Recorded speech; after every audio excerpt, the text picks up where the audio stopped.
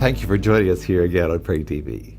It is always a privilege and a joy to be able to meet with you and to know that you are one of those who's persevering in prayer.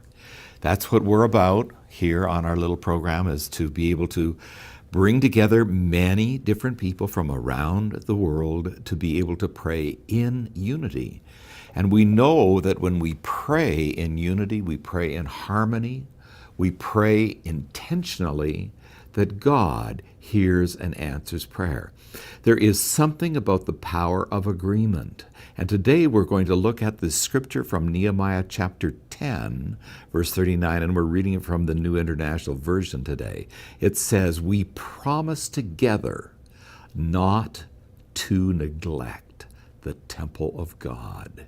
I want us to be able to really take that to heart, because God wants to be able to do something by binding us together in His unity, in His power. The power of God is released when 2 or 3 agree as touching anything. When we come into agreement, then God is released to accomplish His purposes. And you can take that literally to the bank of heaven. We are banking not on earth. We're not putting withdrawals and all of our faith in the systems of this world. We know that what we are believing for is past this earth. Yes, we do have to keep ourselves mindful of the things that happen here in the earth and the ways of this world, but this is not where our treasure should ever be. In fact, this portion of scripture that is encouraging us from Nehemiah chapter 10, verse 39, it was prefaced with a whole different set of verses from 28 through 38 in that same chapter. And you can go there and you can look at it and you can read the detail of their covenant, their commitment, their vow to be able to keep the temple of God sustained. Now, this was the temple that was rebuilt. It was rebuilt under Ezra, and then Nehemiah came and he was rebuilding the walls to protect the city. But the whole concept here is the obligation and the participation in the upholding and upkeeping of the temple. Now, I just want us to remember that the temple that we are aware of is not just those of earth and stones, and yes, there is a place for that as well. But we are the temple.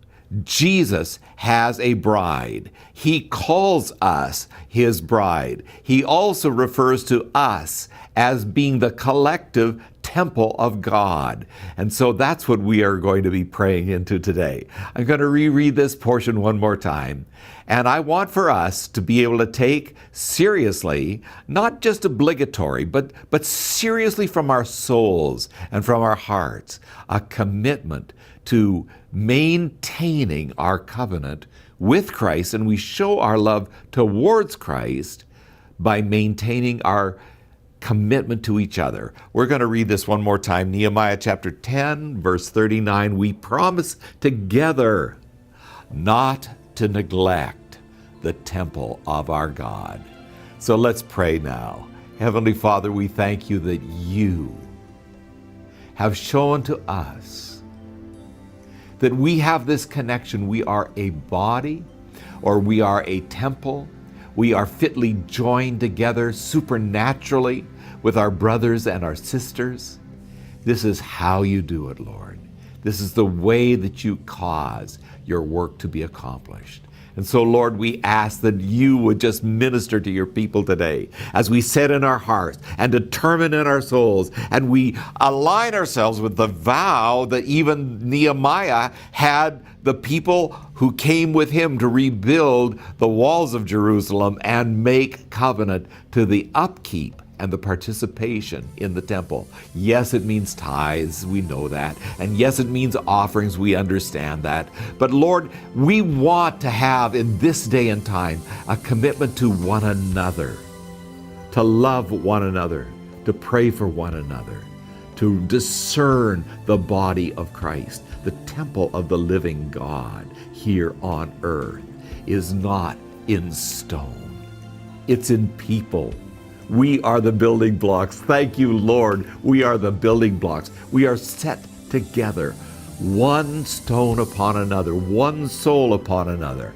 And Lord, we pray that you will cause that efficacy of your anointing to come surging into our souls so that we would be able to experience all of the blessing that you desire for us to walk in. Holy Spirit, we thank you that you are here and you're superintending every one of our steps. And Lord, I pray for people who feel as though they're somehow isolated or separated, or it's hard for them wherever they are across the globe to be able to feel connected to the body of Christ. Lord, I think of my friend Rishi, who came out of the Hindu background, and he became a Christian and became a powerful pastor, has a church of thousands over there in India. And yet he himself can't even go back to India at the threat of his life.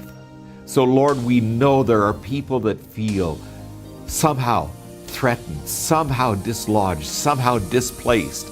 But God, we ask that you, Lord, would cause our hearts to pray for our brothers and our sisters, and to be interceding and believing, Lord, that you are stepping in to their area of need.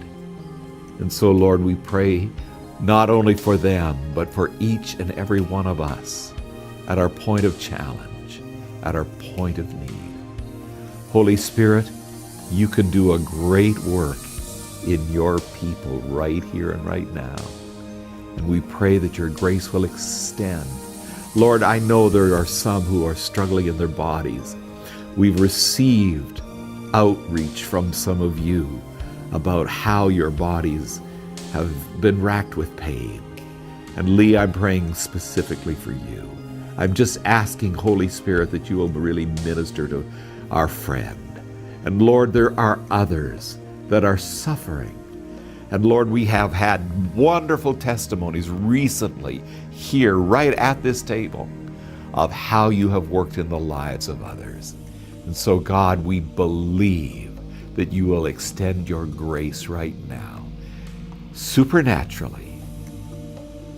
Allow the healing power of Jesus Christ of Nazareth to just come and invade your inner being, your body, soul, mind, spirit, and receive from him in this moment your healing.